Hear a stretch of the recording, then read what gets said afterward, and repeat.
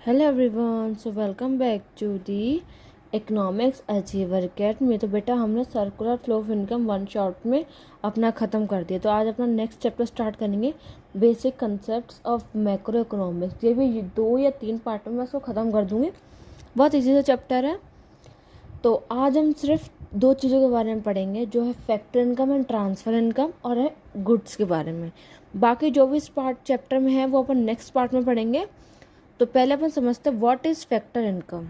एक सेकंड बेटा। It refer to income received by the factors of production for factor service and production process. जब आप कहीं बेटा मेहनत कर रहे हो, जैसे आप कहीं काम कर रहे हो, तो आपको उसके बदले क्या मिलेगा? वेजेस मिलेगा, आपको सैलरी मिलेगी। तो वो आपने क्या करा है? अर्न किया है, वो आपने मेहनत करी है। लेकिन जो ट्रांसफ़र इनकम होती है वो अनअर्न्ड इनकम होती है, मतलब जहाँ मेहनत नहीं कर रहे हो। जैसे आपको पॉकेट मनी मिल रही है, तो बेटा आपने कोई काम तो किया नहीं है, आपने कोई बिजनेस का स्टार्टअप तो किया नहीं जिससे आपको अर्निंग मिल रही हो। ओल्ड एज पेंशन है, अनएम्प्लॉयमेंट अलाउंस है, स्कॉलरशिप है, ये सब चीज़ बेटा आपकी होगी अनअर्न्ड इनकम। मतलब आपने यहाँ कोई मेहनत करी तो आपको वैसे अमाउंट मिला है। लेकिन जहाँ हम मेहनत कर रहे हैं तो वहाँ अपन को रेंट, वेजेस, इंटरेस्ट, प्रॉफिट मिलेगा। कब मिलेगा? जब अपन लैंड, लेबर, कैपिटल और एंटरप्राइजेस करेंगे, मतलब एंटरप्रेन्योरशिप करेंगे। तो बेटा जो फैक्टर इनकम होता है वो एक अर्निंग कॉन्सेप्ट है, और जो ट्रांसफ़र इनकम है वो एक रिसिप्ट कॉन्सेप्ट है। तो ये चीज़ आप याद रखना। तो अब पढ़ते हैं what is transfer income. It refer to income received without any productive service and returns. तो मतलब जैसे आप कुछ प्रोडक्टिव काम नहीं कर रहे हो, तो कोई प्रोडक्शन काम नहीं कर रहे हो, बट आपको अर्निंग मिल रही है। तो आपको किस चीज़ से मिल रही है? स्कॉलरशिप, ओल्ड एज पेंशन के कारण मिल रही है। ठीक है। तो बेटा आपको ये चीज़ समझ आई? मुझे कमेंट सेक्शन में ज़रूर बताना। अगर आपको चीज़ नहीं आई मैं आपको फिर से समझाऊंगी। ठीक है। और जो फैक्टर इनकम होती है बिलेटरल इनकम होती है। ठीक है। आप अपने, अगर आपको क्वेश्चन आता है डिस्क्राइब द डिफरेंस बिटवीन, कुछ भी आता है तो आप लिखना बिलेटरल इनकम लिखोगे तो ज़्यादा अच्छा लगेगा इसमें। और आपके ट्रांसफ़र इनकम होगी यूनिलेटरल, मतलब वन साइड कॉन्सेप्ट है, मतलब आप कुछ मेहनत करने हो लेकिन आपको अर्निंग हो रही है। और बिलेटरल मतलब होता है बेटा आप मेहनत करो, आपको उसके अकॉर्डिंग इनकम मिल रही है, जैसे आपको रेंट, वेजेस, सैलरीज मिल रही हैं। ठीक है। तो फैक्टर इनकम, ट्रांसफ़र इनकम का डिफरेंस बिटवीन यही होगा। इसकी मैं एक वीडियो डाल दूँगी जो factor income versus transfer income के बारे में जितना भी इन डिटेल एक्सप्लेन करा है। साथ में मैं फाइनल गुड्स और इंटरमीडिएट गुड्स के बारे में भी डाल दूँगी। चलो अब हम पढ़ते हैं final goods and intermediate goods. ठीक है। एक सेकंड देखो, गुड्स मतलब क्या होता है? यूज़ हो रहा हो चीज़ का। ठीक है। 2 टाइप के गुड्स होते हैं, इंटरमीडिएट और फाइनल गुड्स। बेटा फाइनल गुड्स होते हैं 2 टाइप के, कैपिटल गुड्स और एक कंजप्शन गुड्स। एक जो कंज्यूमर डायरेक्ट कंज्यूम कर रहा है, एक होता है कैपिटल गुड्स जो फर्म के में लग रहा है। ठीक है। इंटरमीडिएट में होता क्या होता है? पर्पस होता है। कैसा पर्पस मैम? रीसेल के लिए होता है, फर्दर प्रोडक्शन के लिए होता है। पर ये जो हो रहा है, अगर ये सेम ईयर में हो रहा है इंटरमीडिएट है, अगर 1 साल से ज़्यादा लग रहा है तो वो फाइनल गुड्स है। ठीक है। अब मैं आपको बताऊँ, फाइनल गुड्स आर इन्वेस्टमेंट, फिर कंजप्शन भी होता है। ठीक है। कंजप्शन गुड्स ड्यूरेबल होता है, सेमी ड्यूरेबल होता है, नॉन ड्यूरेबल होता है और सर्विस होते हैं। सर्विस, जैसे मैं आपको सर्विस दे रही हूँ, टीचर एक स्टूडेंट को पढ़ाए तो सर्विस दे रही है, नॉलेज दे रही है बच्चे को। एक डॉक्टर एक पेशेंट्स को चेक कर रहा है तो उसकी चीज़ें चेक कर रहा है कि उसको किस चीज़ में तबीयत ठीक नहीं है, उसको क्या इशू है। तो अगर अपन एक मिल्क का एग्जांपल लेते हैं, तो बेटा मैं मिल्क लेके आई। अब बताओ फाइनल गुड है कि इंटरमीडिएट गुड है? फाइनल गुड हुआ क्योंकि मुझे कंज्यूम करना है ना, और विद इन सेम ईयर करना है। पर अगर मैं ये बोलूँ कि वो दूध लाएगा फिर कोई और उसको बेचेगा, तो रीसेल हो रहा है, वो चीज़ रीसेल हो रही है। अब एक चाय वाला है, वो कह रहा है मुझे चाहिए मिल्क, तो फर्दर प्रोडक्शन हुआ, क्योंकि चाय वाला क्या कर रहा है? उससे चाय बना रहा है, उस दूध को कंज्यूम कर रहा है, मिल्क को। ठीक है। अगर वो डायरेक्ट वो चीज़ कंज्यूम कर रहा है तो वो बेटा कंजप्शन गुड्स होगा।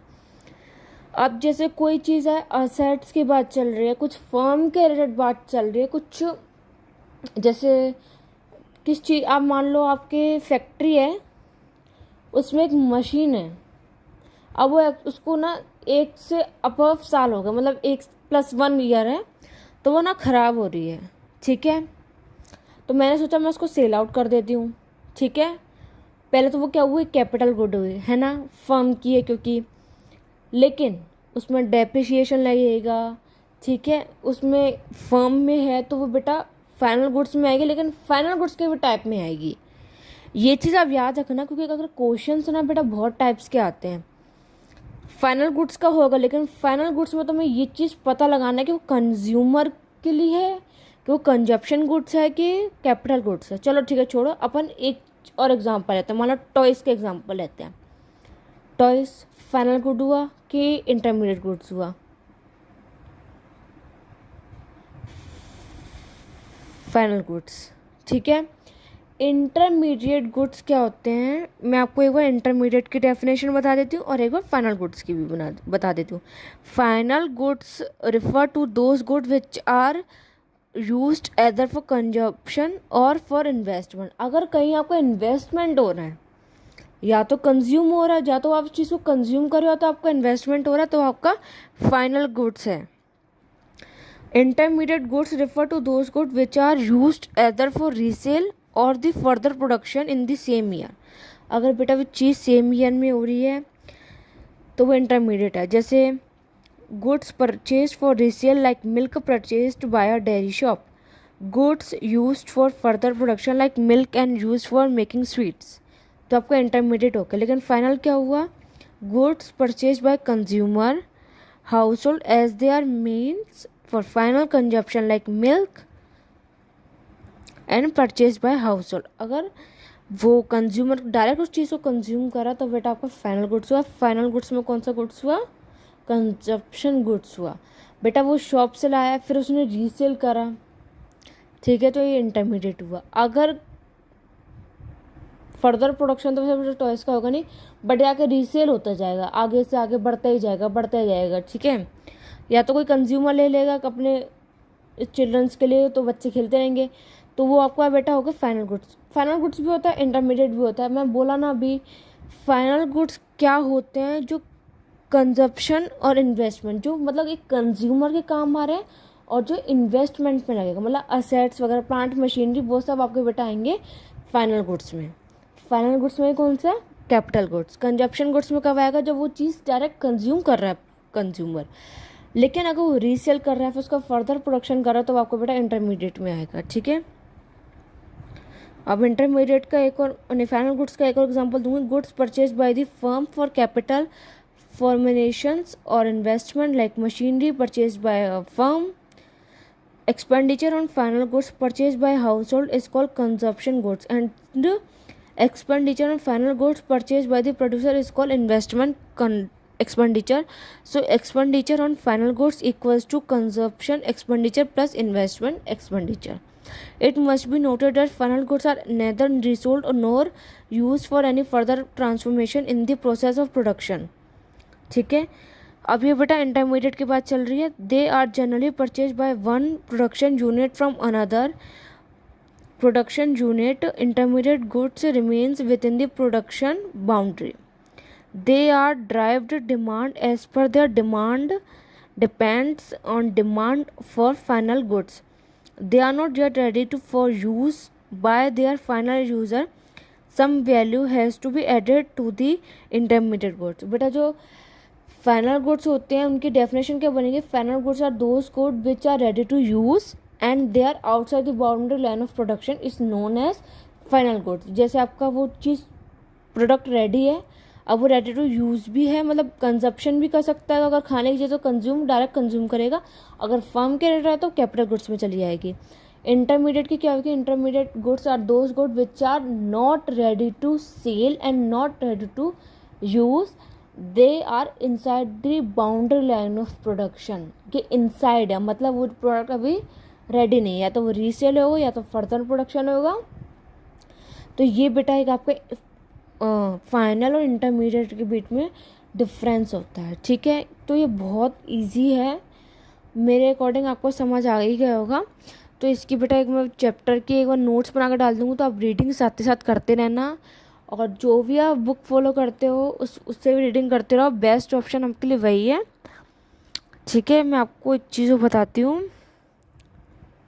कुछ देखते हो एग्जाम्पल अगर आएंगे। हाँ, अब मैं आपको वो चीज़ तो बताना भूल गई कि बेटा इसमें ना कंजप्शन गुड्स आपके वो 4 टाइप्स के होते हैं, durable, semi durable, non durable and service. अब ड्यूरेबल क्या होता है? लॉन्ग टर्म, जो बहुत लंबे समय के लिए होता है, +1 ईयर हुआ, जैसे आपकी टीवी हुई, आपकी कार हुई, जो आपके 1 साल से ज़्यादा चल सकते हैं। अब सेमी ड्यूरेबल होते हैं जो आपके लिए शॉर्ट टर्म के लिए आते हैं। क्लोथ्स बेटा अपन चेंज तो करते ही रहते हैं, ठीक है। जो पुराने होता है वो अपन उसको फेंक देते हैं, तो अपन सफाई में लगाते हैं, क्योंकि उसको अपन रीयूज़ तो नहीं करते हैं ना।